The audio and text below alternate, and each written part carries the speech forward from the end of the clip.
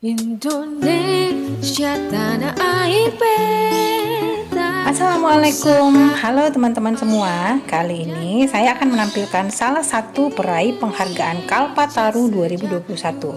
Siapa dia? Dia adalah Darmawan Denasa.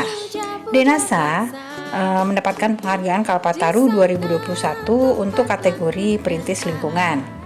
Dia ini satu di antara 4 orang se-Indonesia loh yang mendapatkan penghargaan untuk kategori tersebut. Dia merintis sebuah kawasan konservasi yang diberi nama Rumah Hijau Denasa. Denasa ini merupakan salah seorang alumnus Fakultas Sastra Universitas Hasanuddin Makassar. Nah, sebagai salah satu bentuk kesyukuran dan terima kasih, baru-baru ini pengurus IKA Unhas Jabodetabek menggelar tasyakuran kecil-kecilan buat Denasa di kedai Bepa. Kedai ini salah satu kedai yang dirintis oleh alumni Unhas juga. Lokasinya ada di area kuliner UKM di Gelora Bung Karno, Senayan. Nah, jadi buat kalian yang ada di Jabodetabek nih dan kangen pada kuliner khas Bugis Makassar, kalian juga bisa mengobati kerinduan itu. Coba saja datang ke Bepa. Kala tetap dipuja-puja bangsa, di sana tempat lahir beta, dibuai dibesarkan bunda, tempat berlindung di hari tua, sampai akhir menetap mata.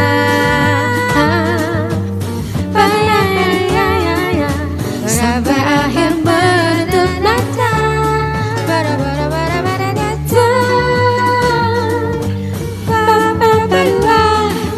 Sampai akhir menetap mata. Spontanitas. Saya minta izin sama Pak Ketua ISMAK, izin atas nama IKA Unhas Jabodetabek. Beliau bilang saya sedang ke Makassar, kenapa apa? Yang penting ada Kak Titin mewakili unsur pengurus. Jelas Kak Titin. Bahwa kita patut bersyukur atas apa yang diraih oleh Denasa. Saya yakin bahwa Denasa tidak bercita-cita untuk mendapat Kalpataru, tapi itu hanyalah bonus dari pemerintah atas upayanya yang bertahun-tahun dilakukan, apa yang dilakukan selama ini. Karenanya kita patut bersyukur atas keadaan itu. Tentu sebelumnya saya minta Kakak Titin dulu 1-2 kata-kata mewakili IKA Unhas Jabodetabek. Di kesempatan sore hari ini adalah suatu kebahagiaan dan kebanggaan dari kami atas nama IKA Jabodetabek atas penghargaan yang luar biasa ini. Saya yakin penghargaan ini bisa kelak menjadi semacam milestone buat Kabupaten Goa khususnya dan Sulawesi Selatan umumnya, bahwa perjuangan yang tak kenal lelah untuk alam dan menghargai alam yang diberikan oleh Ibu Pertiwi kita kepada kita sebagai manusia, kita harus membayarnya dengan merawatnya, dan itu yang telah dilakukan oleh saudara kita Pak Darmawan Denasa yang luar biasa. Tanpa pamrih, saya yakin seperti Kak Alam sampaikan bahwa pasti ini bukan tujuannya, ya. Tujuannya adalah bagaimana melestarikan alam yang sama-sama kita cintai, dan saya yakin ini semoga bisa jadi bola salju dan gerakan kolektif yang akan dicontohi oleh orang-orang atau siapa saja yang punya sejengkal tanah untuk lebih care dan menghargai diri. Teman-teman, assalamualaikum warahmatullahi wabarakatuh.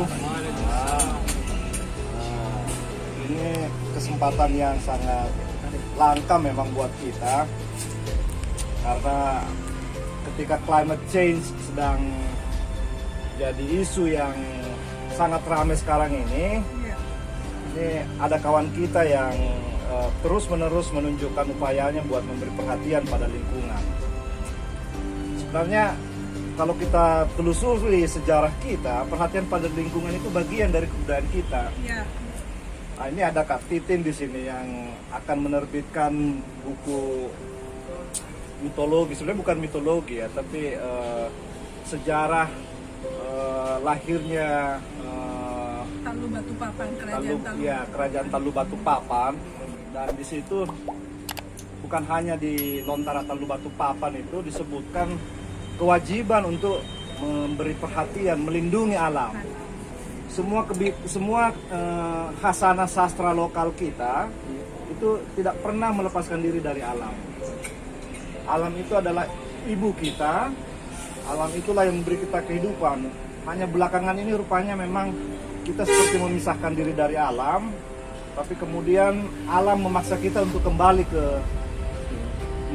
memberi perhatian pada alam, karena kehidupan kita, masa depan kita sangat tergantung pada kesanggupan kita untuk memelihara hubungan yang harmonis dengan alam. Jadi saya kira penghargaan yang diterima oleh Dennasa ini itu mungkin juga semacam amanah ya, agar kita bukan saja betul-betul memberi perhatian kepada lingkungan bumi kita, kepada dunia yang sedang berubah dengan iklim yang semakin tidak ramah kepada kita. Dia juga semacam amanah agar seperti yang juga dikerjakan oleh Dennasa di rumah hijaunya itu, ikut menyuburkan khasanah kultural kita, energi yang subur yang bisa kita sebarkan kepada masyarakat yang luas. Saya melihatnya seperti itu, dan tentu saja terima kasih kita sampaikan kepada Dennasa, dan dengan sepenuh hati kita akan dukung gerakannya agar semakin banyak orang yang melakukan hal ini. Baik, bismillahirrahmanirrahim. Assalamualaikum warahmatullahi wabarakatuh. Selamat sore. Allahumma sholli ala Muhammad wa Muhammad. Para tetangga, sahabat dan semua hadirin yang hadir pada sore hari ini luar biasa buat kami. Ini kejutannya masih banyak. Saya punya utang budi yang besar benar. 5 tahun mengabdi UNAS itu menurut saya belum cukup untuk kemudian membalas budi UNAS kepada saya. Dari orang yang biasa, mungkin kalau saya tidak masuk UNAS, sekarang mungkin menjadi pebisnis beras dan macam, tidak memilih kemudian menafkahkan usia dan tenaga di bidang ini. Ya, UNAS menurut saya salah satunya inspirasinya adalah Kasala yang mengospek saya di hari pertama. Pasti galak. Perkenalkan kampung saya untuk dikenal. Siapa sih dulu orang mau Bantu Nongko yang orang-orangnya sejak sangat rewa, sedikit mau berkelahi dan segala macam. Tidak ada. Sampai hari ini pun kalau ada bis yang rame-rame arah Bantu Nongko, orang tidak tahu mau kemana, akhirnya itu ke bis. Baru ke rumah Dennasa. Itu tujuannya. Nggak mungkin ke tempat lain ya. Belum. Meskipun saya sudah dorong ya, tapi kita berharap kita harus terus berjuang, karena menurut saya wisata, sebelumnya nanti saya ceritakan ya, wisata itu banyak dampak positifnya. Orang akan peduli dengan yang namanya kebersihan, menghargai privasi orang, kemudian care. Ya, sabta busana itu harus dipelajari dan internalisasi menurut saya. Saya pakai istilahnya sering internalisasi. Dan untuk hal-hal yang lain, dan itu sangat Bugis Makassar. Raja Gua mengirimkan bayi-bayi terbaik ke Eropa, padahal dia tidak pernah ketemu dengan raja-raja Eropa, dan membuat orang-orang Eropa takjub, sehingga memberikan banyak nama-nama. Bis Makassar untuk Juku Eja, kemudian Buah Makassar untuk Makassar Fleet, Makassar pada masa sebelum pemerintahan itu sudah sejak Raja Gua ke-9 sama Raja Galona tidak berlari. Iya, dan dari dulu kalau orang dulu bisa mencapai titik itu, kenapa kita tidak sekarang? Ketika semua dimudahkan itu, ada apa yang kita di bangsa kita saat ini? Atau saya memperkecil, ada apa kita sebagai orang Bugis Makassar? Yang kemudian itu. Jadi saya pikir ya pastilah semua masa ada tantangannya yang berbeda-beda. Tapi kita harus jawab sama-sama. Kami hari ini 10 tahun lebih, hampir 15 tahun Anda semua berhalwat di hutan yang saya buat. Saya selalu bercerita kepada orang-orang yang dianugerahi alam yang indah, hutan yang dibuat oleh semesta. Saya harus membuat hutan dulu lebih 10 tahun lalu kemudian mempromosikannya. Dengan tidak mudah pasti membuat hutan. Ya, karena pohonnya tidak bicara ketika dia sakit. Kita yang harus kemudian lebih care dan peduli. Kenapa dia seperti itu? Kenapa pertumbuhannya melambat dan segala macam? Saya anak sastra. saya tidak tahu habitus seperti apa, morfologi tumbuh. Saya belajar morfologi bukan data, tapi kita sama-sama belajar morfologi bahasa. Kata, ya, bahasa. Kata, Tumbuhan. bukan tumbuhan. Kita hanya tahu tentang klorofil, tapi fungsinya apa dan tempatnya apa. Lalu saya mendapat maknanya secara umum bahwa satu spesies saja di Makassar atau di Sulawesi hilang itu bukan hanya ancaman buat orang Bugis Makassar, tapi ancaman untuk semesta. Karena kita adalah kosmos dan saling berkait. Makanya kita jangan membiarkan orang lain lebih peduli dengan apa yang kita punya. Masa sih kita harus mendapatkan informasi bahwa itu appendix 1 itu sudah kritis pada orang-orang Eropa. Nah, kita yang dari nenek moyang kita yang punya. Sehingga saya mengambil peran ini dan saya mau menstimulasi bukan kita tujuan utamanya, tapi anak-anak yang sekarang bersama kita menjadi penerus kita.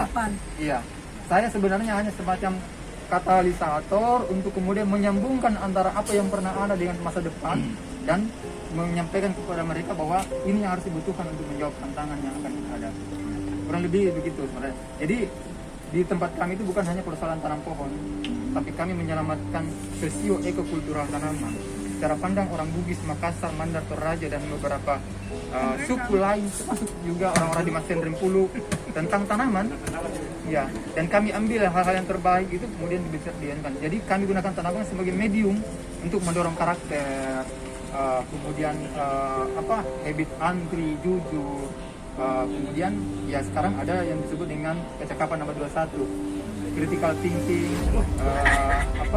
kemudian kreatif, komunikasi dan yang terakhir itu kolaborasi. Itu harus dilakukan sekarang dan harus diajarkan kepada anak-anak kita sejak kecil. Itu kan sebenarnya yang kami lakukan di rumah. Jadi lokal, endemik dan langka. Ya, dan yang lebih menariknya itu adalah itu tadi ceritanya. Saya punya cerita tentang tanaman apa dulu yang dipakai perempuan Bugis Makassar. Dan saya punya tanaman apa yang dipakai laki-laki. Saya buat kemudian slide maskulinitas dalam tanaman dan feminisme dalam tanaman. Tanaman apa yang kemudian diabadikan? Kampung apa yang diabadikan dari nama tanaman? Saya buat yang namanya cerita kampung dari dan nama tanaman dan kenapa diabadikan. Lalu kemudian saya juga membuat cerita tentang jenis kelamin tumbuhan. Wow. Tumbuhan punya jenis kelamin. Ada jantan, ada betina. Contoh spesies yang sangat sering ditemui adalah salak, betul. Iya, tapi tanaman-tanaman yang ini masih bisa dikasih kawin gitu kan. Terus ada pepaya. Pepaya. Ya, pepaya dan yang lain. Iya. Dan dalam bahasa kita, dalam bahasa Al-Quran juga katakan bahwa semua diciptakan berpasang-pasangan. Dan pasti seperti itu. Dan masih banyak lagi sebenarnya hal-hal yang lain yang kemudian harus kita selamatkan. Bukan untuk kita, tapi akan dipakai oleh generasi kita. Saya selalu berkata bahwa satu spesies hilang itu bisa membunuh atau bisa mengancam populasi manusia di masa depan. Kalau ada satu spesies hilang, di dalamnya ada komponen yang akan dibutuhkan ketika mungkin ada wabah lagi datang 200 tahun lagi, datang lagi, padahal spesies itu hancur di masa hilang di masa kita, maka sebenarnya kita nanti di akhirat ditanya, kenapa bisa hilang spesies itu? Dan selalu kau bilang bahwa saya ini bercerita untuk generasi setelah saya, mana buktinya? Dan itulah tanggung jawab kita sebagai manusia. Dan ini bukan hanya persoalan bahwa kita orang Bugis Makassar, kita bicara tentang kemanusiaan. Kita bicara tentang peradaban dan bagaimana anak-anak kita selamat, ya selamat dan juga kemudian mengantarkan kembali apa yang kita. Jadi kami melakukan ini, saya tidak mau orang-orang setelah saya itu memulai apa lagi yang saya lakukan, ya, supaya tidak memakan waktu. Betul. Jadi saya mendekonstruksikannya dan mengarsipkannya, membuat rekam proses dalam bentuk narasi dan foto dan video secara rutin untuk itu. Bahkan catatan hujan pertama di tahun itu juga kami catat. Iya, itu peristiwa-peristiwa alam yang seperti itu karena itu penting. Detail gitu ya. Iya, siapa yang pernah datang dan seterusnya kami juga dokumentasikan. Sudah didigitalisasi? Yang kita masih digitalisasi catatannya itu. Iya, sekarang saya punya dokumennya 11 tera hari ini. Iya, dari 2007 sampai sekarang. Iya.